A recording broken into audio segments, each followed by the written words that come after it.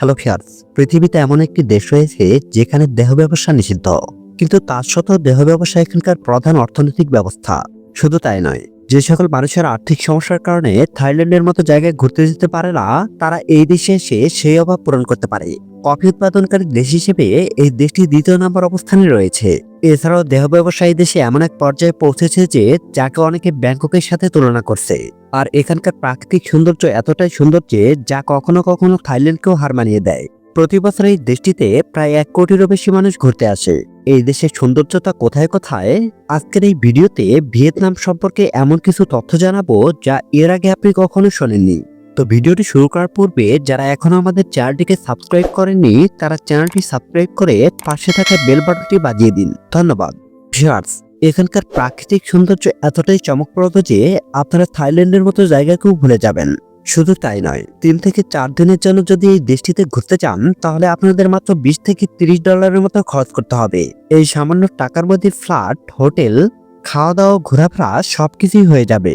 আর যদি একটু বেশি টাকা খরচ করেন তাহলে এখানে যা যা সুযোগ সুবিধা পাবেন তা পৃথিবীর অন্য কোনো দেশে আর আপনি পাবেন না। আর এই দেশের নাম হচ্ছে ভিয়েতনাম। হ্যাঁ, আপনারা ঠিকই শুনেছেন, ভিয়েতনাম এমন একটি দেশ যেখানে সকল কিছুই সস্তায় পাওয়া যায়। আর সেই সাথে প্রাকৃতিক সৌন্দর্য এতটাই রয়েছে যে আপনারা এই দেশে একবার ঘুরতে আসলে বিশ্ববিখ্যাত থাইল্যান্ডের মতো জায়গাকেও ভুলে যাবেন। এই দেশে চাষ করা চাল সমগ্র দেশে এক্সপোর্ট করা হয়। ভিয়েতনামি মেয়েদের চুলের বাহার দেখে পর্যটকরা অনেক বেশি আকর্ষিত হয়। আরেকটি অবাক করার বিষয় হচ্ছে, আমেরিকার মতো শক্তিশালী দেশকে রীতিমতো যুদ্ধে হারিয়েছিল এই ভিয়েতনামের মতো সস্তা এবং ছোট দেশটি। ভিয়েতনামের মধ্যে আরো অনেক কিছু লুকিয়ে আছে যেগুলো হয়তো আপনারা অনেকেই জানেন না। প্রথমে জেনে নেই ভিয়েতনামের কারেন্সির ব্যাপারে। ভিয়েতনামের কারেন্সি হচ্ছে ভিয়েতনামের ডং। আর এই কারেন্সি দুনিয়ার সব থেকে সস্তা কারেন্সিগুলোর মধ্যে অন্যতম। আপনারা জানলে অবাক হবেন যে এই দেশের সব থেকে বড় কারেন্সি আছে 5 লাখ ডং। আর হয়তো এই কারণে প্রতি বছর ইউরোপিয়ান টুরিস্টরা এখানে ঘুরতে আসে। শুধু তাই নয়, বাংলাদেশ এবং ভারতীয়রা প্রতি বছর এখানে ঘুরতে আসে। আপনারা জানলে অবাক হবেন যে মাত্র $1/2 কফি, 20 সেন্টে বিয়ার আর মাত্র $2 থেকে $3 মধ্যে ভালো পছন্দ মতো খাবার পেয়ে যাবেন। ভিয়েতনাম দেশটি দক্ষিণ পূর্ব এশিয়ার অন্তর্গত। আপনারা যদি মানচিত্রের দিকে খেয়াল করে দেখেন তাহলে ইন্দোচীন পেনিনসুলা এই দেশের পশ্চিমে অবস্থিত। অন্যদিকে কোস্টলাইন দক্ষিণ চীনের সাথে জুড়ে রয়েছে আর উত্তর দিকে চীনের সাথে ভিয়েতনামের বর্ডার টাচ করে। আর পশ্চিম দিকে লাওস এবং কম্বোডিয়ার মতো দেশ। ভিয়েতনামের সব থেকে বড় শহর হচ্ছে হো চি মিন। এই শহরকে দেশটির অর্থনৈতিক কেন্দ্র বলা হয়, কারণ এই শহর বেশিরভাগই ট্যুরিস্টদের থেকে ইনকাম করে। এই দেশের মধ্যে অনেক নাইট ক্লাব ও ম্যাসাজ পার্লার রয়েছে।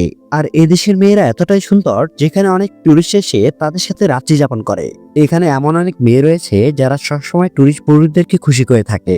কিন্তু সাবধান থাকা জরুরি, কারণ এখানে এমন অনেক জায়গা রয়েছে যারা ইসলাম করার জন্য ফাঁদ পেতে বসে থাকে।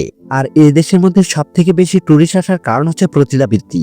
ভিয়েতনামে বর্তমানে এই শারীরিক ক্ষুধা নিবারণের এক প্রধান কেন্দ্র হয়ে উঠেছে। এই দেহ ব্যবসা ভিয়েতনামে একদমই নিষিদ্ধ, কিন্তু তা সত্ত্বেও আইনের চোখ ফাঁকি দিয়ে এই ব্যবসা চলছে। ভিয়েতনামের আইন এই দিকে ঠিকমতো খেয়াল রাখতে পারেনি বলেই হয়তো বর্তমানে এই ব্যবসা থেকে প্রতি বছর প্রায় $80 বিলিয়ন ইনকাম করে।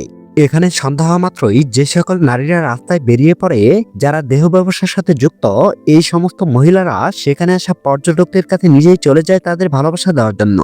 দরদাম ঠিক হলে সেই মেয়েগুলো তাদের এমন আনন্দ দেয় যে যাতে পরের বার সেই পর্যটক এখানে আসতে বাধ্য হয়। এখানে 2 ধরনের ভালোবাসা হয়ে থাকে, একটি হচ্ছে সিঙ্গেল আর দ্বিতীয়টি গ্রুপ ভালোবাসা। এখানে যে কোনো পর্যটক এসে নিজের ইচ্ছা মতো মেয়ে ভাড়া করতে পারে, সেটা রাতের হতে পারে আবার দিনেরও হতে পারে। এমনকি বেশি টাকা অফার করে 1 মাসের জন্য নিয়ে যেতে পারে। এখানকার মেয়েদের এই পথ বেছে নেওয়ার অন্যতম কারণ হচ্ছে আর্থিক সংকট। কারণ ভিয়েতনামে যারা ভালো পড়াশোনা জানে সেই সকল মেয়েরা তাদের টাকা দিয়ে নিজের জীবনযাপন ঠিকঠাক করে নেয়। কিন্তু গ্রামীণ মেয়েরা যারা কম পড়াশোনা করেছে তারা কাজের অভাবের কারণে এবং বেশিরভাগ মেয়েরাই তাদের পরিবারের সদস্যদের মুখে খাবার তুলে দেওয়ার জন্য এই পথ বেছে নিয়েছে। এই দেশে পর্যটকদের ভ্রমণের ক্ষেত্রে একটি কমন সমস্যা সবসময় পোহাতে হয়, আর সেটি হচ্ছে এদেশের মানুষের ভাষা। কারণ এখানকার মানুষেরা ভালোভাবে ইংরেজিতে কথা বলতে পারে না। এমনকি এয়ারপোর্টের মতো জায়গায় যেখানে ইন্টারন্যাশনাল স্টাফরা কাজ করে তারা পর্যন্ত ঠিকমতো ইংরেজিতে কথা বলতে পারে না। আর এই কারণে যে সকল পর্যটকরা এখানে ঘুরতে আসে তাদের এই ভাষা নিয়ে অনেক সমস্যায় পড়তে হয়, যার ফলে পর্যটকরা গুগল ট্রান্সলেশন ব্যবহার করে। তো ভিউয়ার, এই ছিল আজকের ভিডিওটি যদি আপনাদের ভালো লেগে থাকে তাহলে ভিডিওতে একটি লাইক, কমেন্ট করে জানিয়ে দিবেন ভিয়েতনাম দেশটি আপনাদের কাছে কেমন লাগলো। আর এরকম ভিডিও পাওয়ার জন্য অবশ্যই চ্যানেলটি সাবস্ক্রাইব করে পাশে থাকা বেল বাটনটি বাজিয়ে দিবেন। এতক্ষণ সাথে থাকার জন্য ধন্যবাদ।